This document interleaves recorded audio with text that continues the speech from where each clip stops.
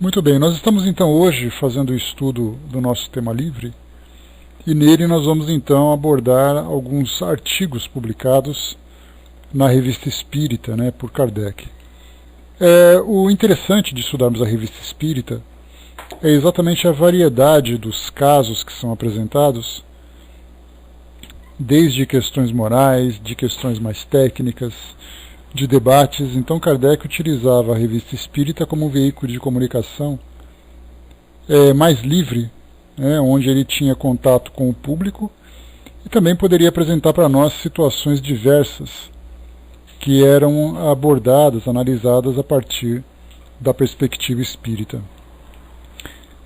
Nós então, eu separei para vocês aqui alguns casos para a gente conversar. Tentei pegar assim, casos variados, que possam ser para nós fonte de informações importantes, de reflexões sobre situações que nós observamos no nosso mundo hoje. Inicialmente, Revista Espírita, mês de, deixa eu pegar aqui, julho de 1860, um artigo intitulado Os Fantasmas. Vamos ver aqui o que Kardec apresenta para nós sobre esse tema. A Academia assim define essa palavra. Disse dos espíritos que se supõem voltarem de outro mundo. A Academia, nesse caso, seria a instituição que elabora ali as teorias, os conceitos, Ela não diz que voltam, porque aqui diz que se supõe voltarem de outro mundo. Ela não diz que voltam.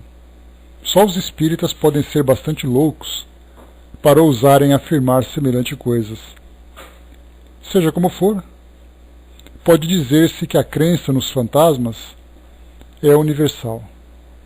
Evidentemente se funda na intuição da existência dos espíritos e na possibilidade de comunicação com eles. A esse título, todo espírito que manifesta sua presença, seja pela escrita de um médium ou simplesmente batendo numa mesa, seria um fantasma. Mas esse nome quase sepulcral geralmente é reservado para os que se tornam visíveis e que se supõem, como diz com razão a Academia, virem circunstâncias mais dramáticas. São histórias de comadres? O fato em si não. Os acessórios, sim.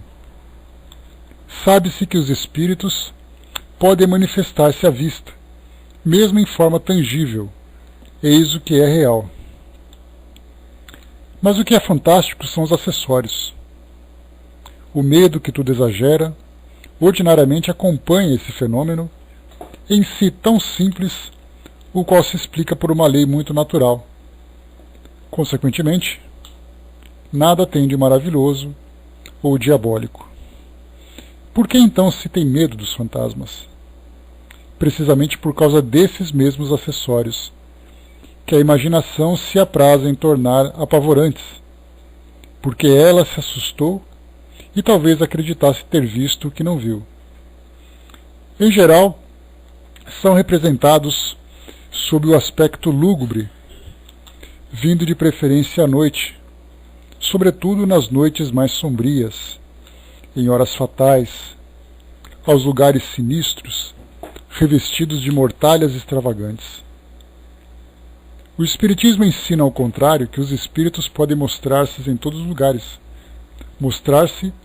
lugares, a qualquer hora, de dia como de noite, que em geral o fazem sob a aparência que tinham em vida, e que só a imaginação criou os fantasmas.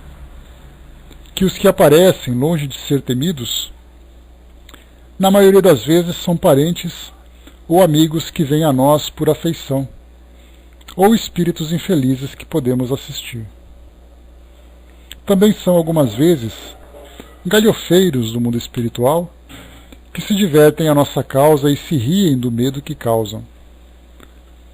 Compreende-se que com esses o melhor meio é rir também, e provar-lhes que não se os teme. Aliás, limitam-se quase sempre a fazer barulho, e raramente se tornam visíveis. Infeliz de quem os leva a sério, pois redobram nas travessuras. Seria o mesmo que exorcizar um moleque de Paris. Mesmo supondo que seja um espírito mau, que mal poderia fazer?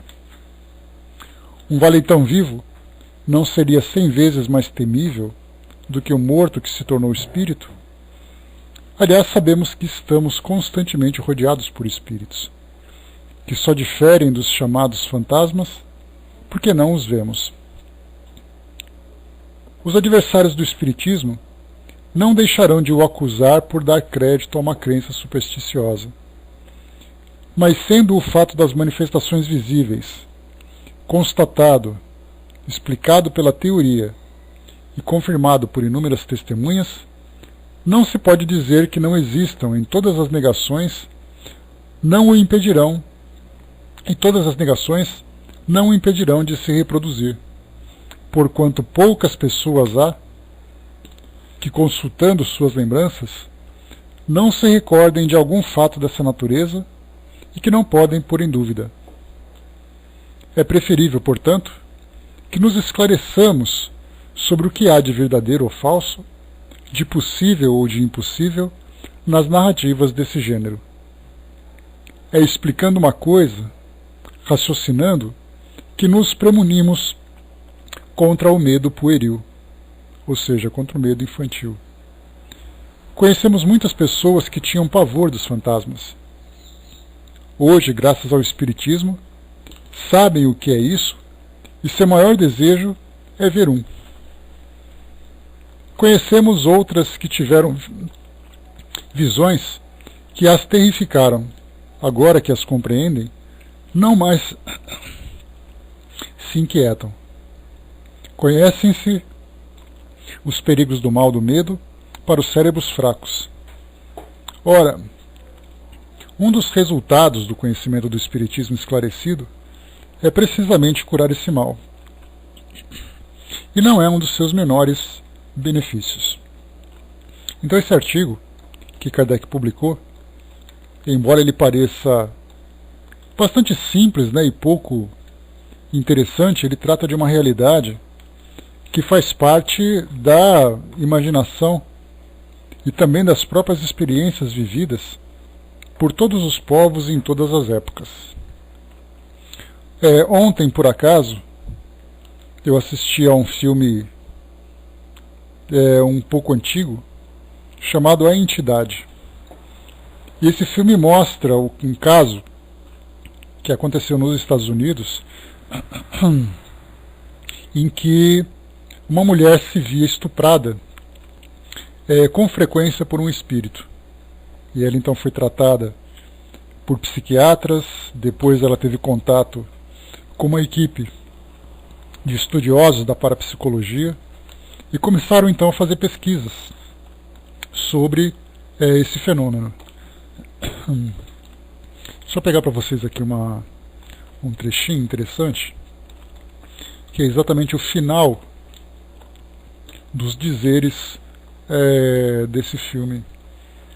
Deixa eu só pegar aqui que eu acabei me esquecendo de separar.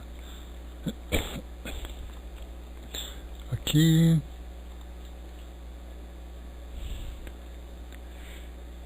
Deixa eu ver aqui rapidamente. Tá aqui.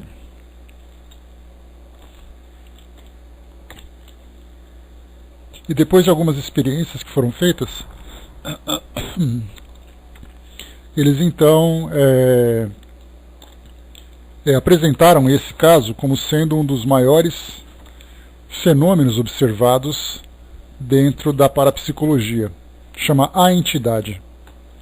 Esse filme ele é de 1982. E no final ele diz assim... deixa eu ver aqui... Diz assim no final, nas últimas, nos créditos finais. O filme que acabaram de ver é um relato romanceado de um incidente verdadeiro ocorrido em Los Angeles, Califórnia, em outubro de 1976. é considerado por pesquisadores psíquicos um dos casos mais extraordinários na história da parapsicologia. Atualmente, a verdadeira Carla Moran, que é exatamente a personagem principal do filme, mora no Texas com seus filhos. Os ataques, apesar de terem diminuído em frequência e intensidade, continuam. Então aqui mostra para nós esse caso, assim não apenas ele, mas outros casos também, que nós tivemos que viraram filmes, né, que viraram produções romanceadas, transformadas, né, nesse produto para ser vendido dentro desse ambiente cultural, mas que refletia exatamente uma realidade vivida por muitas dessas pessoas. Então a evocação, o próprio exorcista, esse caso também que nós vemos agora da entidade, vários desses filmes acabaram se tornando, várias dessas histórias acabaram se tornando filmes exatamente porque estimula e muito a nossa imaginação. Então, claro que mostra casos de obsessões muito problemáticas, porque nesse caso, quando Kardec fala de fantasmas, ele não fala de obsessões, ele fala dessas aparições que nós vemos hoje, né? Eu publiquei lá no na nossa fanpage do espiritismo.net, deixa eu pegar para vocês aqui o nome do programa, um programa de rádio que havia aqui no Brasil há bastante tempo, década de 1940, 1950, um programa de casos extraordinários. Deixa eu pegar o nome direitinho aqui que eu passo para vocês. Ele é chamado... É que agora, enquanto a gente está lendo esses trechos, começam então a vir as lembranças dessas publicações e desses filmes. O nome do programa é Incrível, Fantástico, Extraordinário. Muitas vezes desses casos que eram apresentados, nem sempre eles eram casos espíritas, mas muita gente achava que era algo sobrenatural. O primeiro programa ele foi transmitido em 21 de outubro de 1947. Eu vou colocar para vocês aqui um pequeno trecho, só para a gente poder ouvir a introdução desse programa, para observar a importância que isso tinha na cultura popular. Então, só um instantinho aqui.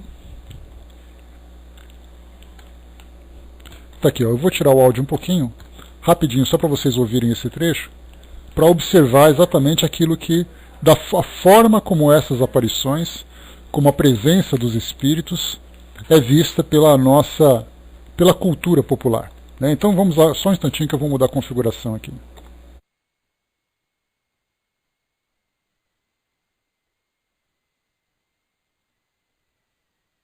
Estão ouvindo a Rádio Tupi do Rio de Janeiro em ondas médias e a Rádio Tamoio do Brasil em ondas curtas.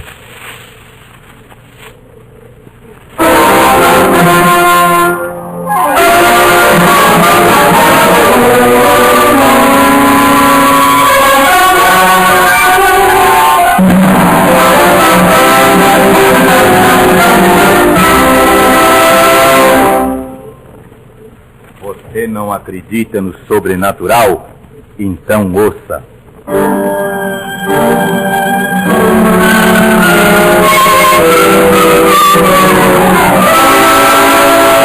Incrível!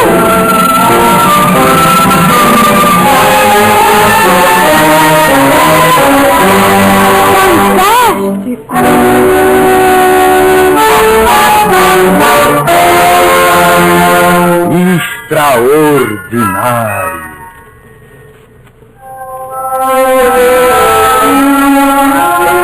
Um novo programa de Almirante. Redação e efeitos de som de José Mauri. Música de Aldo Taranto.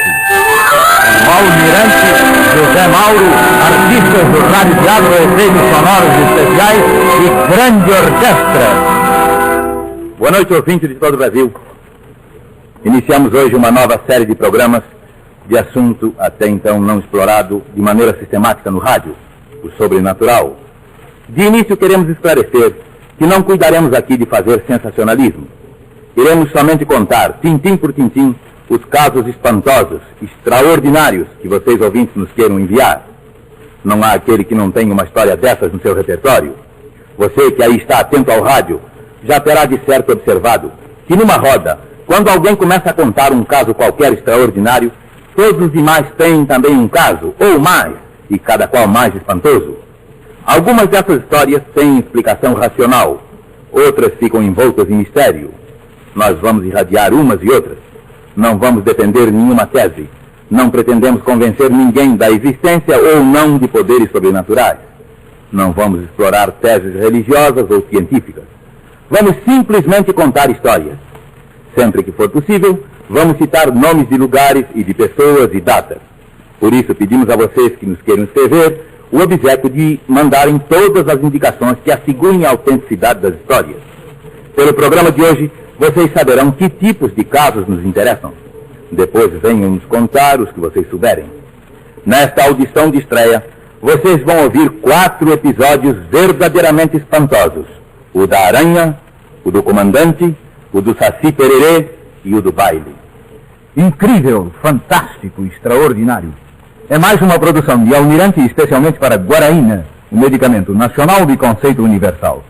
Que esta nova série de programas seja do seu agrado e lhe divirta, são os votos de Guaraína, a grande amiga da sua tranquilidade e do seu prazer. E lembre... Voltando, pessoal. Guaraína é um refrigerante, Braço. Igual a nossa boa e velha tubaína. Esse é um programa, fraterna, que foi postado no Facebook pelo... Eu acabei fechando aqui sem querer. Deixa eu pegar aqui rapidamente.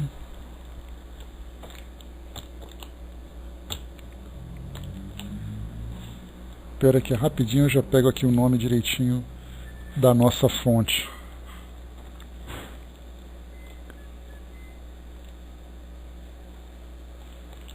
Tá aqui.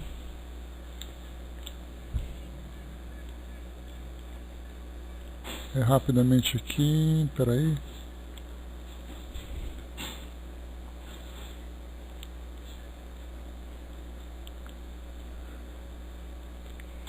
Tá aqui, quem postou foi o Oceano Vieira de Mello, né, que estudioso da doutrina espírita, né, com muitas informações, principalmente dessa época mais antiga da doutrina. Então ele postou esse primeiro episódio, depois ele postou o segundo episódio, e ali nós vimos então casos muito interessantes sobre esses fenômenos, né, que são contados.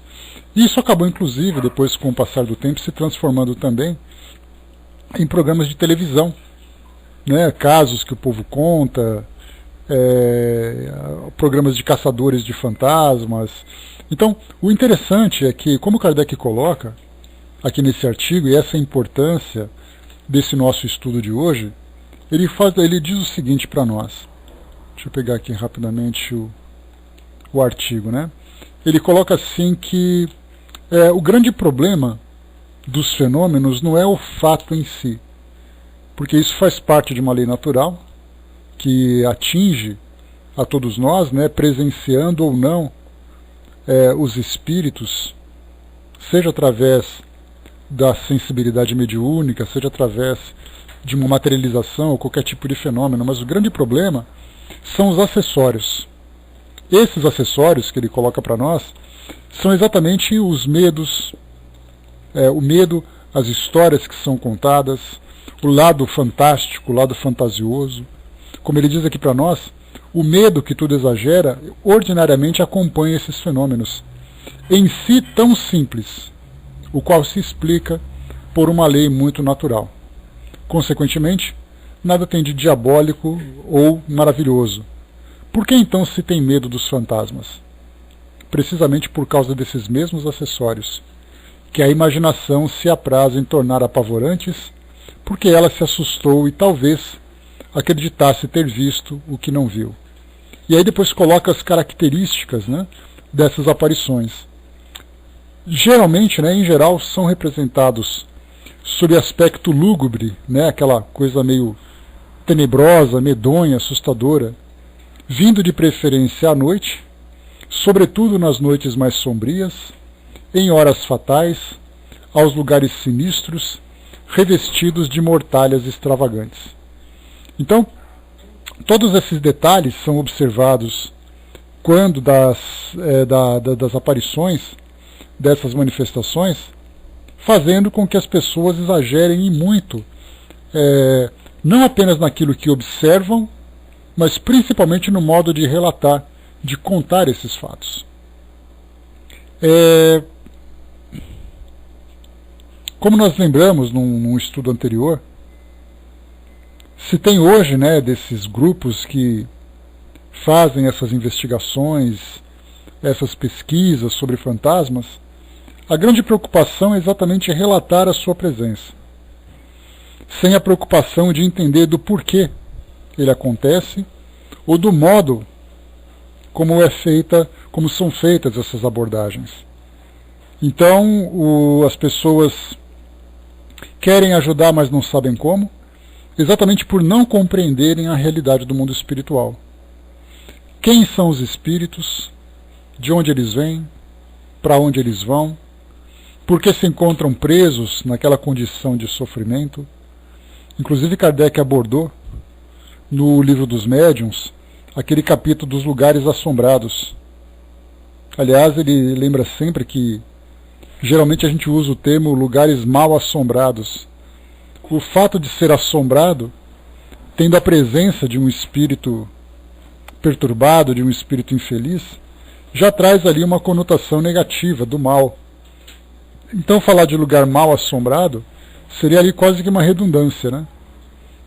Por isso então, esse entendimento que se tem quando dos estudos que são feitos para auxílio aos espíritos sofredores, aos espíritos obsessores, para entenderem exatamente o que se passa na mente e qual é a realidade desses espíritos, para que se possa proporcionar ali um auxílio para que eles saiam daquela condição de sofrimento. A Jandira colocou: meu marido viu um espírito abaixado nos olhando na casa da minha mãe nesse final de semana. Quando ele percebeu o espírito, que meu marido podia ver ele transpassou a parede e foi embora. Meu marido quase infartou, né? Eu falei: por que você não orou? Ele disse: deu tempo, não deu tempo, fiquei com medo, né? É uma situação bastante curiosa, que infelizmente a razão acaba ficando por último, em segundo plano, nessa situação, né? Pois é, Zé, não existe nem bom nem mal assombrado. O fato de ser assombrado já mostra uma condição bastante perturbadora, bastante angustiante, né? Bom dia, pessoal que chegou. Então eu separei para vocês aqui esse capítulo, exatamente porque Kardec, como várias vezes relatou, recebia comunicações, cartas, né, contatos de várias pessoas, contando suas histórias, pedindo ali a sua assistência, como nós vimos em alguns casos que ele mesmo já apresentou para nós na Revista Espírita e também no livro Céu e Inferno. Então as pessoas falam de espíritas, de imediato já pensam então nos fantasmas, imaginando aquilo que é possível de se resolver. Então, vimos aqui então um programa de rádio, temos vários programas de televisão que contam essas histórias assustadoras, histórias apavorantes, né, naqueles relatos que são feitos.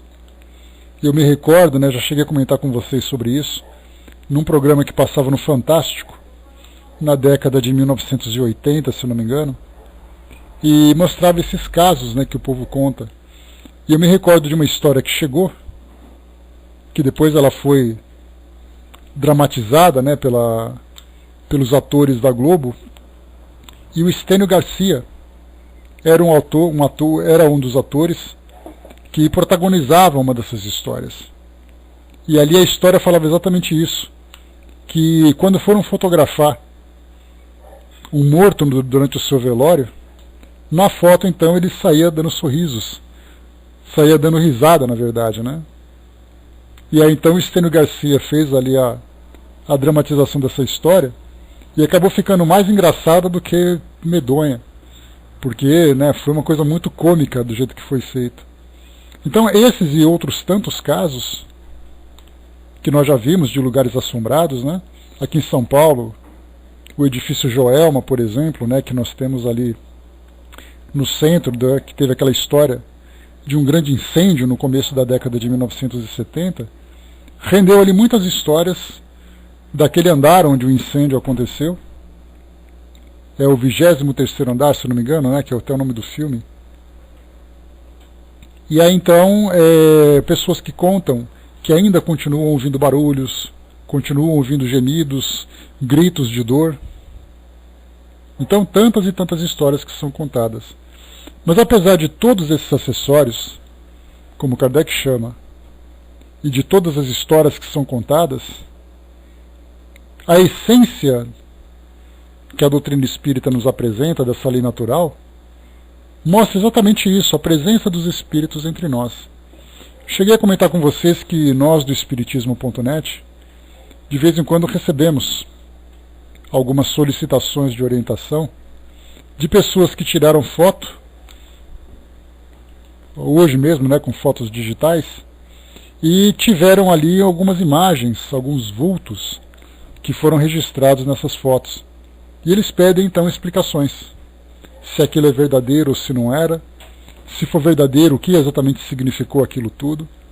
E eles então encaminham essas fotos, né? Então, eu tenho até algumas delas que são bastante curiosas. E aí então a explicação que nós damos, ela é muito simples, baseada exatamente nessas orientações que a doutrina passa para nós, nesse aspecto técnico da nossa análise sobre os fenômenos dessa lei natural. Então a nossa explicação diz o seguinte, que independente do registro que foi feito dessas imagens, a presença dos espíritos entre nós é algo muito natural. Então, por uma situação ou outra de sintonia, de materialização, até mesmo, né, seguindo aquela ideia da transcomunicação instrumental, essas histórias, então, essas imagens, elas apenas captam a presença dos espíritos. Tá, beleza, obrigado, Anderson. Elas apenas captam a presença dos espíritos, mas sabendo de antemão que os espíritos estão entre nós, que o fato deles serem percebidos não traz para nós nenhuma novidade, a não ser estimular a nossa imaginação e mexer com as nossas emoções, com essas sensações que nós temos. Então, a presença dos espíritos é um fato. Quando eles se manifestam e trazem para nós aquelas aparências assustadoras, na verdade isso reflete apenas a condição daquele espírito. Deixa eu pegar aqui o que o Hermes colocou, só um instantinho.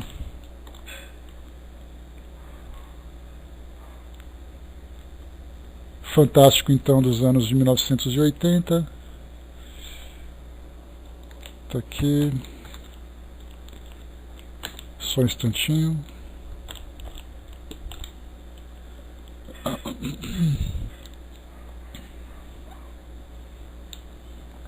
Tá aqui, o Hermes colocou para nós esse link, para quem quiser depois consultar, tá aqui, ó. Vou ler para vocês aqui o que foi trazido para nós.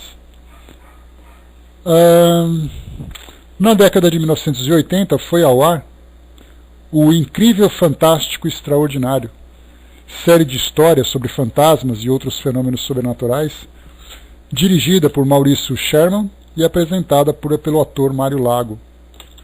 Os telespectadores enviaram seus relatos para a Globo e os escolhidos eram transformados em episódios, como O Morto que Riu, com Stênio Garcia e Heloísa Mafalda, sobre um fotógrafo que registrou o sorriso de um cadáver, ou O Parto, com Lisa Vieira e Yara Salles, no qual forças sobrenaturais ajudavam uma grávida a dar à luz.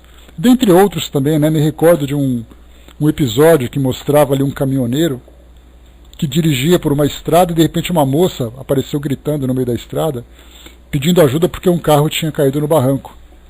Aí o motorista parou o caminhão, foi até ela gritou para que ele ajudasse ali no acidente. Quando chegou lá embaixo era ela que estava ao volante, ali já, não me recordo se ela já tinha desencarnado ou não, mas ela estava ali, né, com uma aparência bastante, com muitos ferimentos. Então a gente vê assim que são casos que acabam sendo dramatizados e acrescentados naturalmente aquele toque, né, de fantasioso, de fantástico, para chamar a nossa atenção. Então esse foi um dos casos que a gente viu.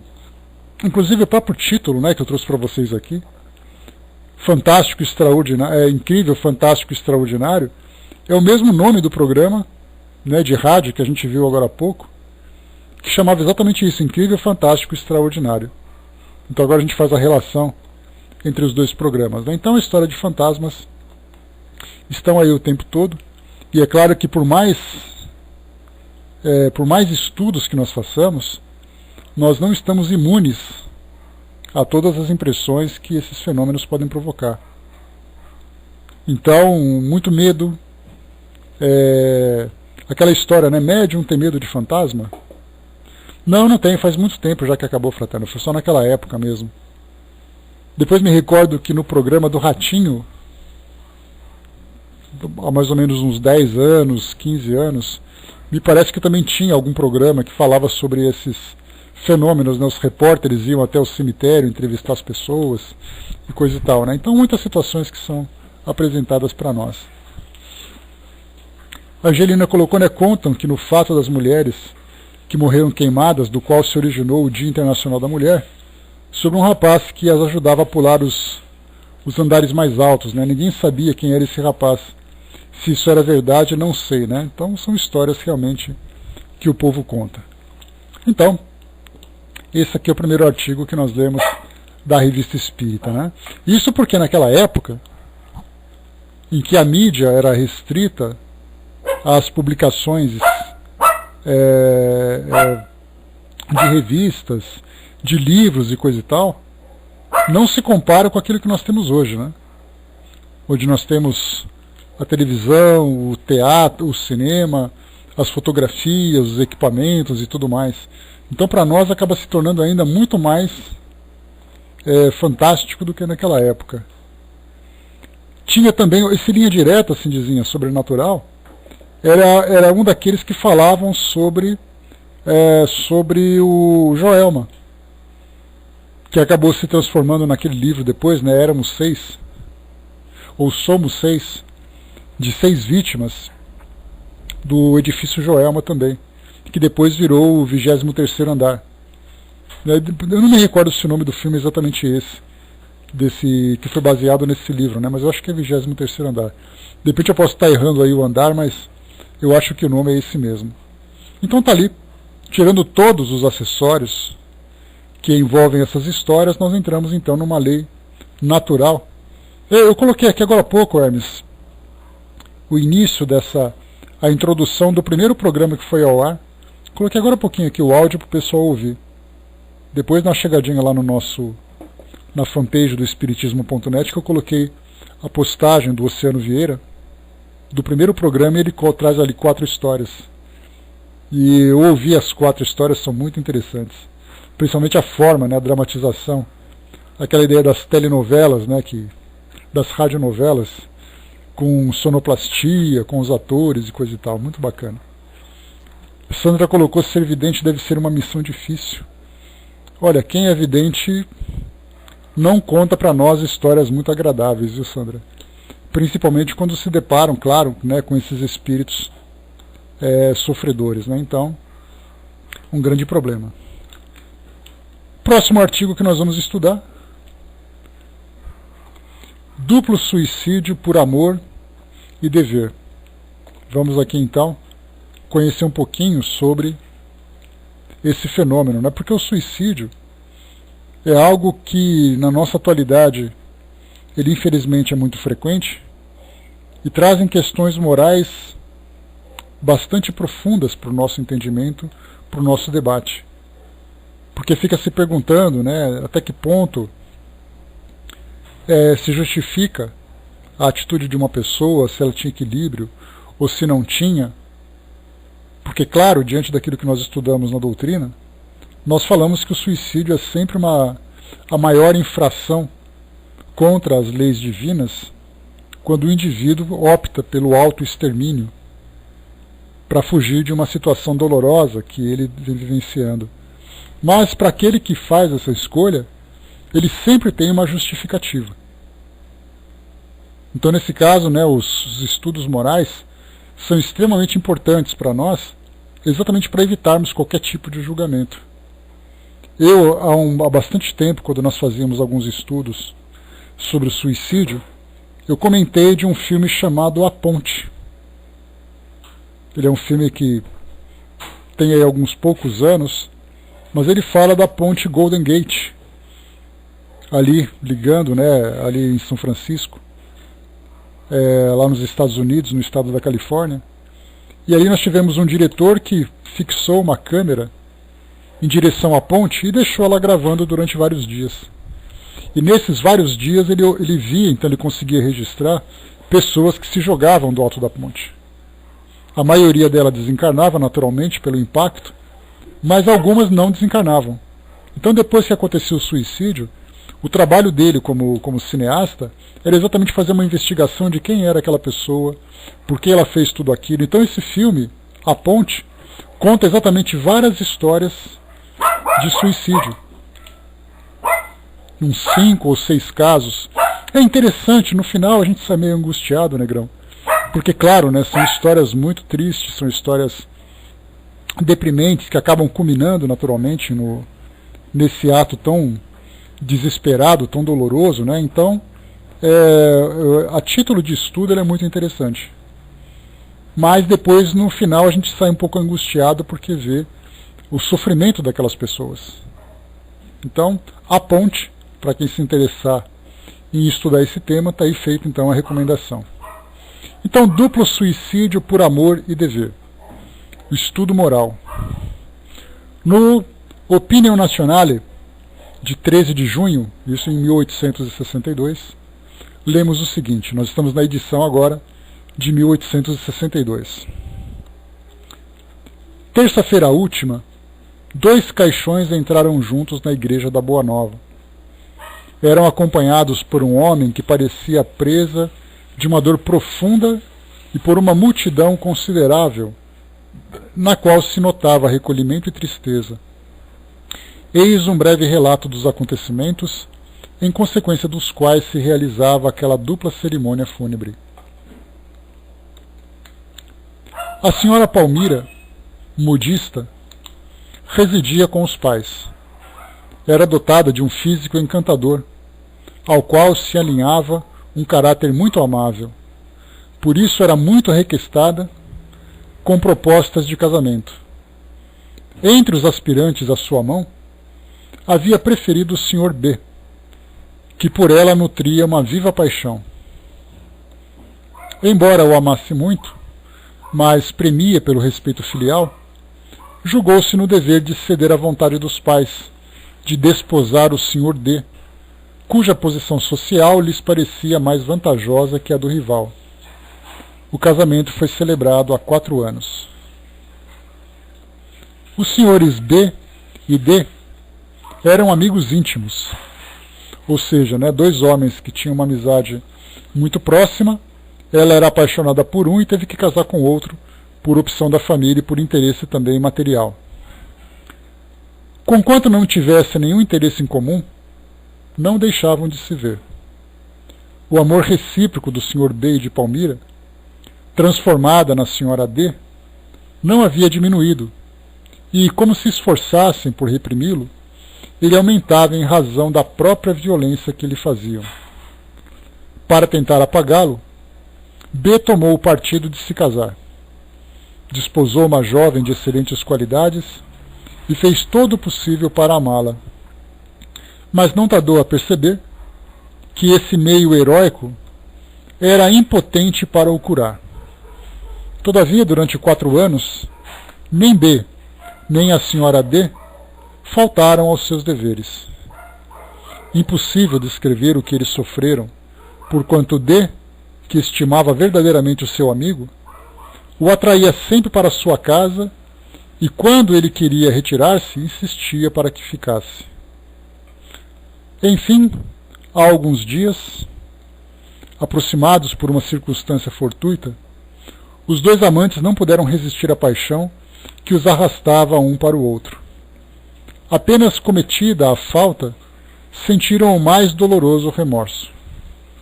A jovem senhora lançou-se aos pés do marido, assim que ele voltou, e lhe disse aos soluços: expulsai-me, matai-me, agora sou indigna de vós. E como ele ficasse mudo de espanto e de dor, ela lhe contou suas lutas, seus sofrimentos, tudo quanto lhe tinha sido preciso de coragem para não falir mais cedo.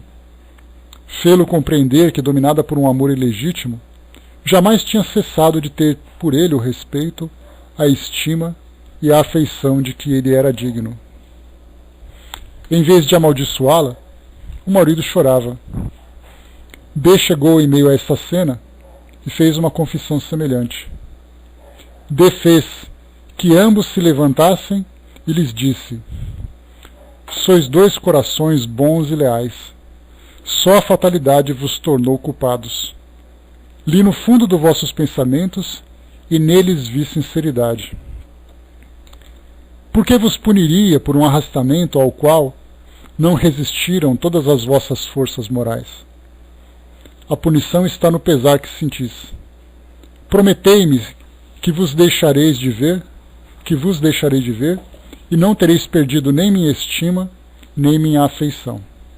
Aqui é uma história bastante incomum para aquilo que nós observamos nos tempos, nas situações gerais, né, em que geralmente um caso desse acabaria culminando num crime passional. Como nós vimos, né, lá no século XVII, 1600 e pouco, aquele assassino de Castello-d'Ary, que matou o irmão e a esposa porque desconfiava que os 2 estavam tendo um caso. E aí depois ele ficou durante aqueles 300 anos numa condição de perturbação, com muitos sofrimentos, que depois acabou sendo ajudado por Kardec. Então, vimos ali 2 situações, aliás, uma situação bastante incomum, em que o marido perdoa aquilo que aconteceu com a esposa e com o melhor amigo, simplesmente pedindo para que eles não se vejam mais, para que isso não volte a acontecer. Muito bem, esses 2 desventurados amantes apressaram-se em fazer o juramento pedido. A maneira pela qual sua confissão havia sido recebida pelo Sr. D aumentou-lhes a dor e o remorso. Tendo o caso lhe ensejado o encontro de que não cogitavam, comunicaram-se reciprocamente o estado de alma e concordaram em que a morte seria o único remédio aos males que experimentavam. Resolveram matar-se juntos no dia seguinte, quando o Sr. D estaria ausente de Casa Grande para parte do dia. Depois de feitos os últimos preparativos, escreveram uma longa carta no qual, em resumo, diziam: nosso amor é mais forte que todas as promessas. Poderíamos ainda, malgrado nosso, fraquejar e sucumbir. Não conservaremos uma existência culposa. Para nossa expiação, faremos ver que a falta que cometemos não deve ser atribuída à nossa vontade, mas ao desvario de uma paixão cuja violência estava acima de nossas forças. Esta carta comovedora terminava por um pedido de perdão, e os 2 amantes imploravam, como graça, serem enterrados no mesmo túmulo. Quando o Sr. D entrou em casa e deparou-se com um estranho e doloroso espetáculo. No meio do espesso vapor que emanava do forno portátil cheio de carvão, os 2 amantes, deitados e bem vestidos no leito, estavam estreitamente abraçados, tinham cessado de viver. O Sr. D respeitou a última vontade dos dois.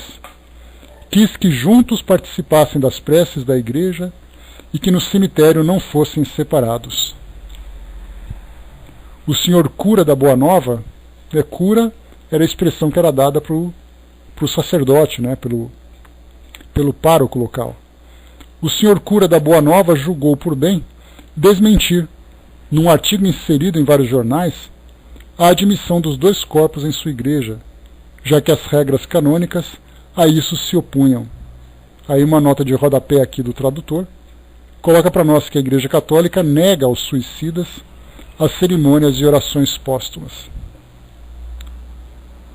Tendo sido lido esse relato como tema de estudo moral na Sociedade Espírita de Paris, 2 espíritos fizeram a seguinte apreciação. Então agora, depois dessa história, vamos aqui para as orientações dos espíritos sobre esses casos. Mas de cara nós vemos assim que é tudo muito incomum. Na cama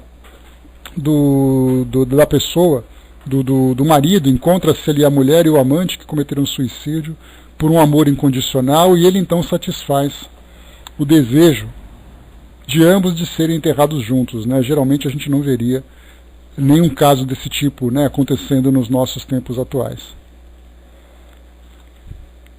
E aqui então a comunicação dos espíritos.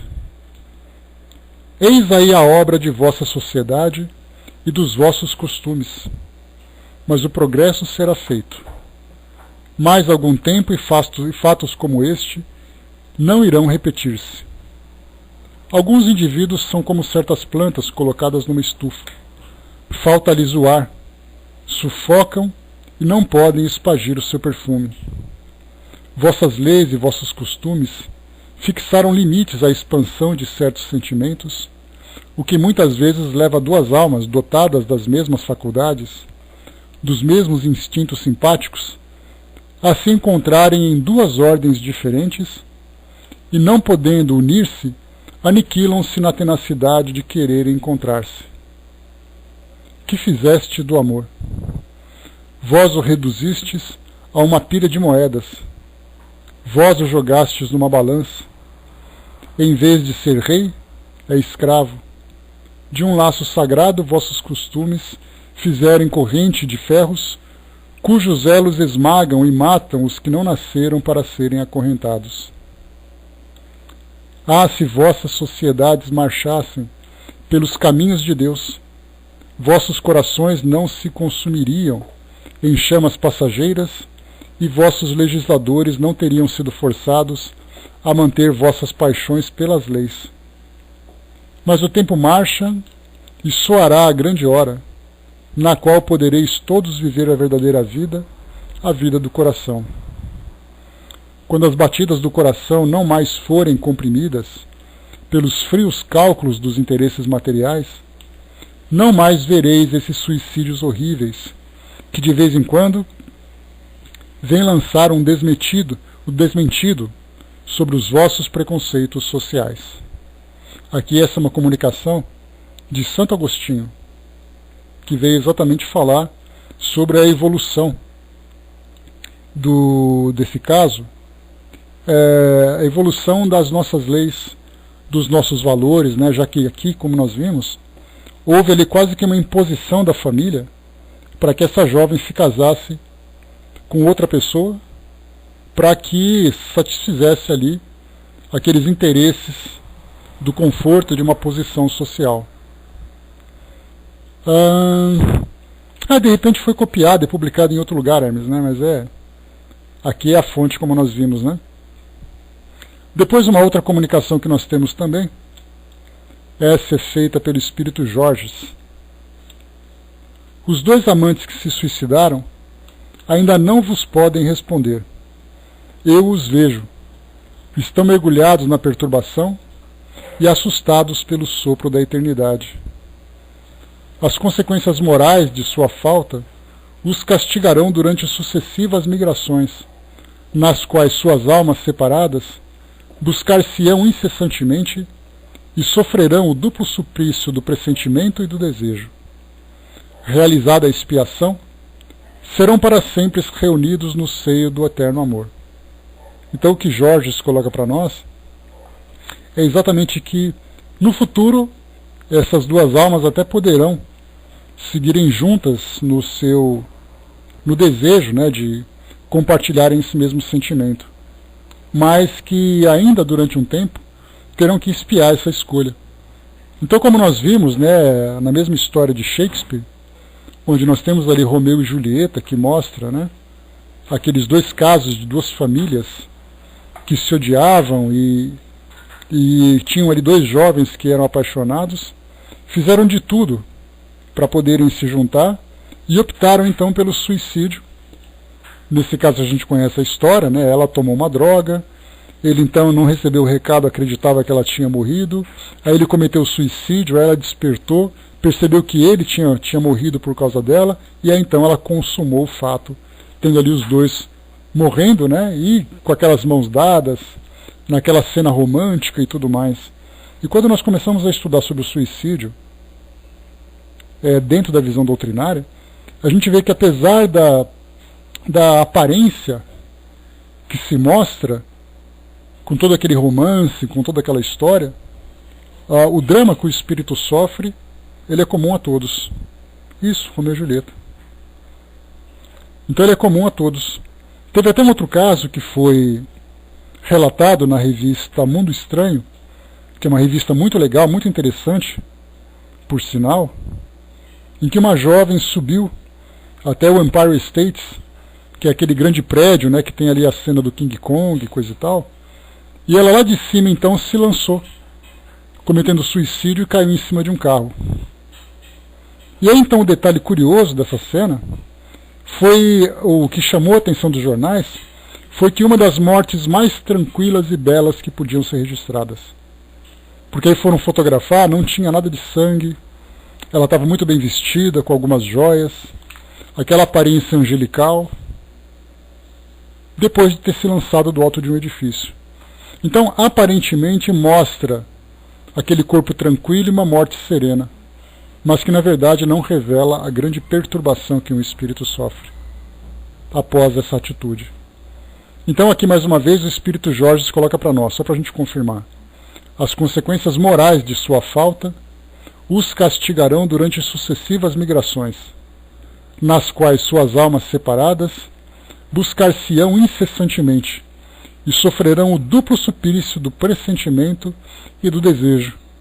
Que será provavelmente aquele vazio de querer encontrar ali alguém que preencha aquele sentimento que nunca se preenche, e jamais conseguirão, e viverão então essa expectativa, essa angústia, essa ansiedade durante várias encarnações, e somente após essa expiação serão para sempre reunidos no seio do eterno amor.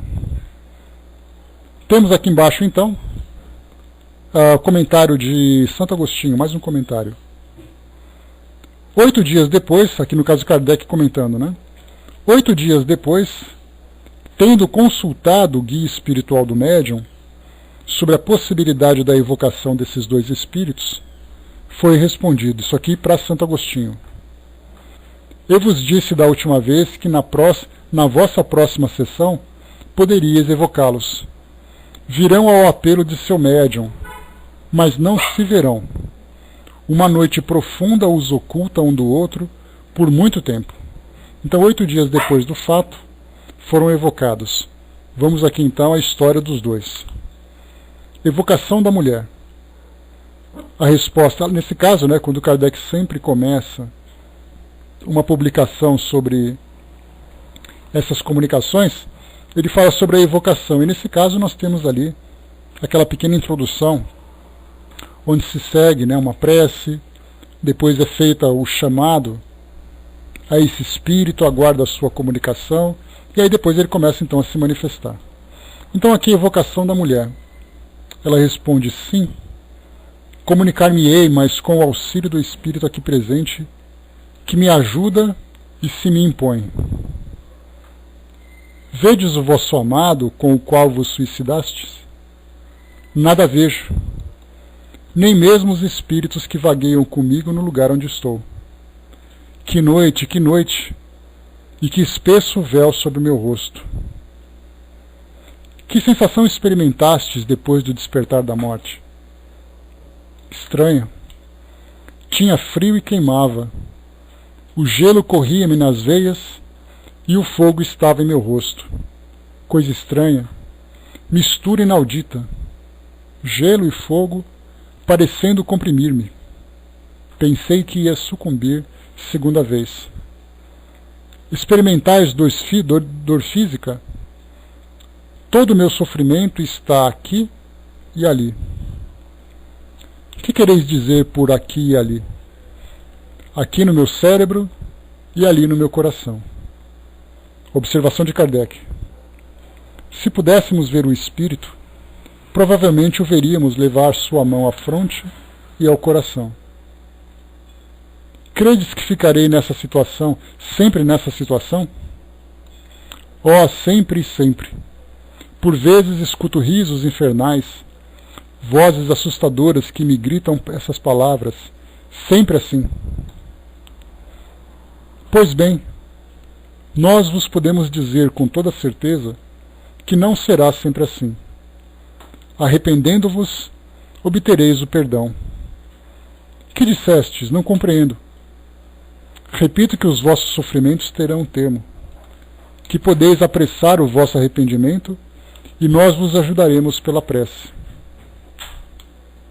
Só entendi uma palavra e sons vagos. Essa palavra é graça. Foi da graça que quisestes falar? Oh, o adultério e o suicídio são dois crimes muito odiosos. Falastes de graça. Sem dúvida a alma que passa ao meu lado, pobre criança que chora e espera. Observação de Kardec. Uma dama da sociedade disse que acabara de dirigir uma prece a Deus por essa infeliz e que, sem dúvida, foi o que a tocou, que de fato havia implorado para ela mentalmente a graça de Deus. Dissestes que estáis em trevas. Não vos vedes? Não nos vedes? É-me permitido escutar algumas palavras que pronunciais, embora não veja senão um crepe negro sobre o qual se desenha, em certas horas, uma cabeça que chora. Se não vedes o vosso amado, não sentis a sua presença perto de vós, já que ele está aqui? Ah, não me faleis dele. Por ora devo esquecê-lo, se quiser que o de crepe se apague a imagem que aí vejo esboçada. Que imagem é essa? A de um homem que sofre, cuja existência moral na Terra eu matei por muito tempo. Mais uma observação de Kardec. Como demonstra a observação dos fatos, frequentemente a escuridão acompanha o castigo dos espíritos criminosos. Segue-se imediatamente a morte e sua duração, muito variável conforme as circunstâncias, pode ir de alguns meses a alguns séculos. Compreende-se facilmente o horror de semelhante situação, na qual o culpado não divisa senão o que lhe pode lembrar a falta e aumentar pelo silêncio a solidão e a incerteza em que está mergulhado, as ansiedades e o remorso. Lendo-se essa narrativa, ficamos em princípio predispostos a encontrar circunstâncias atenuantes para o suicídio, a encará-lo até como um ato heróico, visto ter sido provocado pelo sentimento do dever. No entanto, vemos que foi julgado diversamente, e que a pena dos culpados será longa e terrível, porque se refugiaram voluntariamente na morte, a fim de fugir à luta. A intenção de não faltar ao dever era nobre, sem dúvida, e lhe será levado em conta mais tarde. Mas o verdadeiro mérito teria consistido em vencer o arrastamento, ao passo que eles fizeram como o desertor que se esquiva no momento do perigo. Como se vê, a pena dos dois culpados consistirá em se buscarem por muito tempo sem se encontrarem, seja no mundo dos espíritos, seja em outras encarnações terrestres. Está momentaneamente agravada pela ideia de que seu estado atual deve durar sempre. Fazendo parte do castigo um tal pensamento, não lhes foi permitido ouvir as palavras de esperança que lhes dirigimos. Ao que achassem essa pena muito terrível, aos que achassem essa pena muito terrível e muito longa, sobretudo se não deve cessar senão depois de várias encarnações, diríamos que sua duração não é absoluta, e que dependerá da maneira pela qual suportarão as provas futuras, no que podemos ajudá-los por meio de preces. Como todos os espíritos culpados, serão os árbitros de seu próprio destino. Isso não é melhor que a danação eterna, sem esperança, a que são irremediavelmente condenados, segundo a doutrina da Igreja, que os considera de tal modo jurados ao inferno, que lhes recusou as últimas preces, sem dúvidas por não terem utilidade? Certos católicos censuram o Espiritismo, porque esse não admite o inferno. Realmente, ele não admite a existência de um inferno localizado, com as suas chamas, os seus tridentes e as suas torturas corporais, tomadas do Tártaro dos pagãos. Mas a posição em que nos mostra os espíritos infelizes não é muito melhor. Há, porém, uma diferença radical. A natureza das penas nada tem de irracional, e a sua duração, em vez de ser irremissível, está subordinada ao arrependimento, à expiação e à reparação, o que é, ao mesmo tempo, mais lógico e mais conforme à doutrina da justiça e da bondade de Deus. No caso em questão, teria sido o Espiritismo um remédio eficaz para evitar o suicídio? Sem dúvida. Ele teria dado a esses dois seres uma confiança no futuro que haveria mudado completamente sua maneira de encarar a vida terrestre e, por conseguinte, lhes teria dado a força moral que lhes faltou. Supondo que tivessem tido fé no futuro, o que ignoramos, e que o seu objetivo, ao se matarem, fosse o de se reunirem mais depressa, teriam sabido, por inúmeros exemplos análogos, que chegariam a resultados diametralmente opostos e se achariam separados por muito mais tempo do que se estivessem na Terra, pois Deus não permitiria recompensa à infração de suas leis. Assim, certos de não poderem realizar seus desejos, mas ao contrário de se acharem numa posição 100 vezes pior, seu próprio interesse os levaria a ter mais paciência. Nós os recomendamos as preces de todos os espíritas, a fim de lhes dar força e resignação que haverão de sustentá-los em suas novas provas e ainda apressar o termo do seu castigo. Então esse aqui é o nosso artigo sobre a questão do suicídio por dever e por amor. Por dever por causa da dificuldade que eles enfrentaram em suportando o peso da culpa. O segundo pelo amor, acreditando que no futuro poderiam então se encontrarem com mais facilidade no mundo espiritual.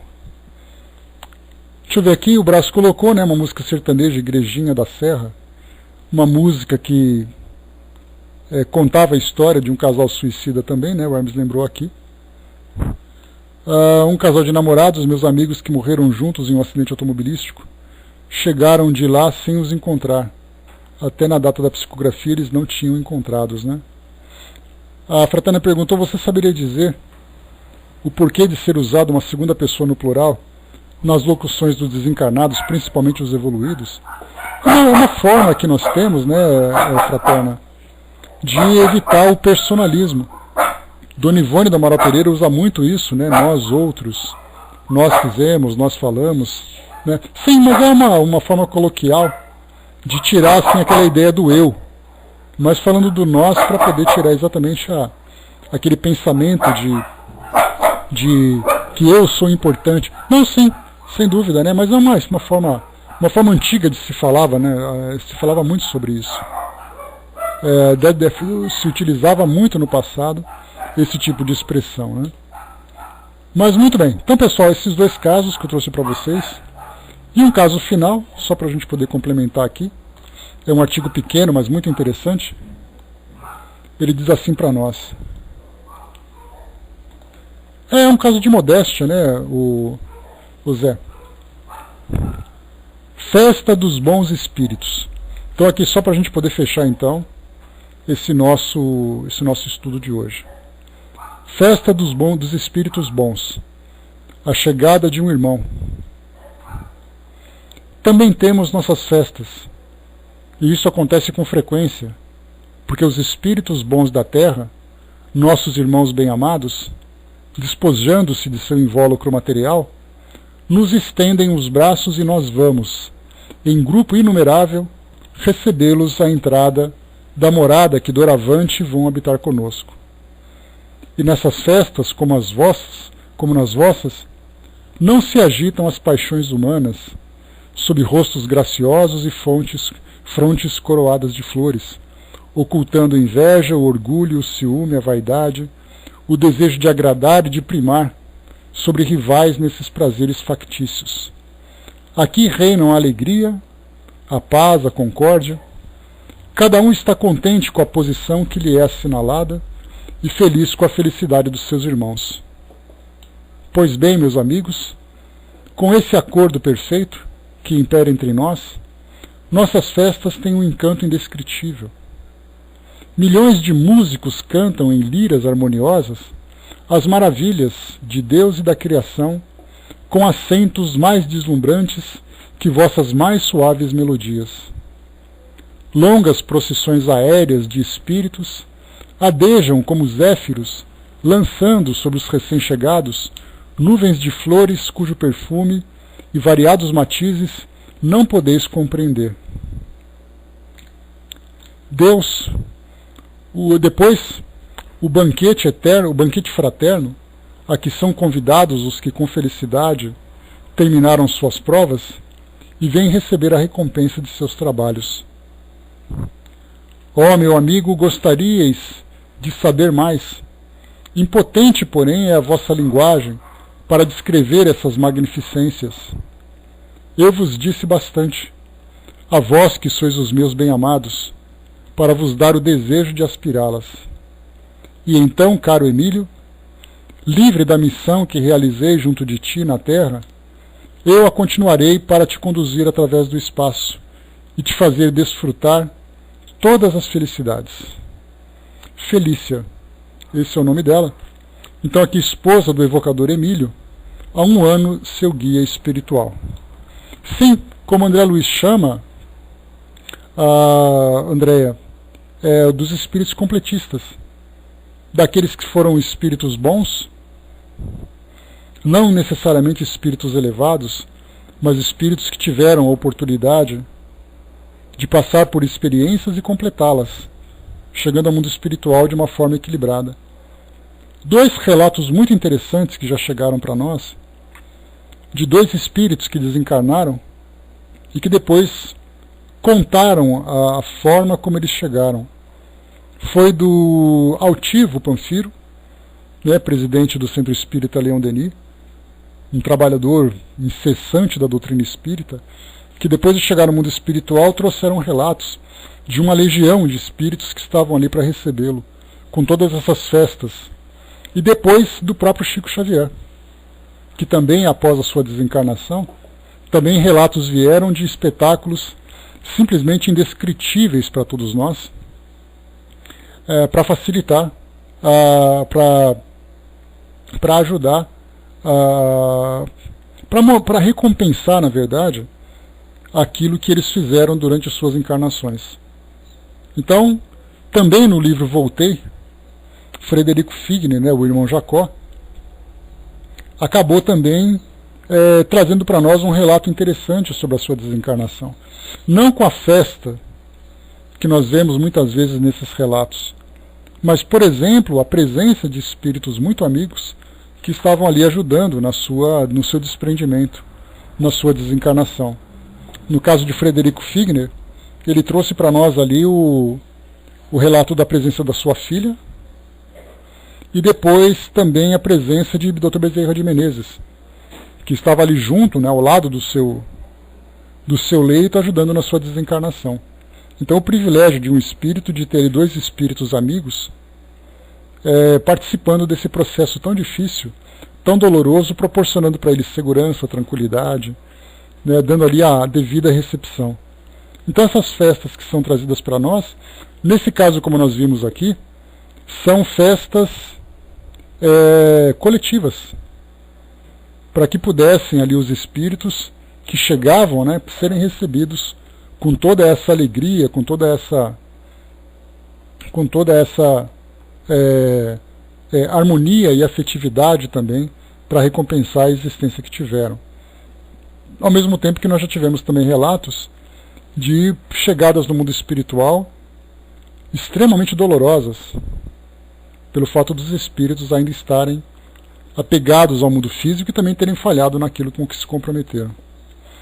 Para a gente poder fechar, a Norma lembrou ali, né, dos espíritos completistas, né? Tema recente também, está sempre bom estudar sobre tudo isso.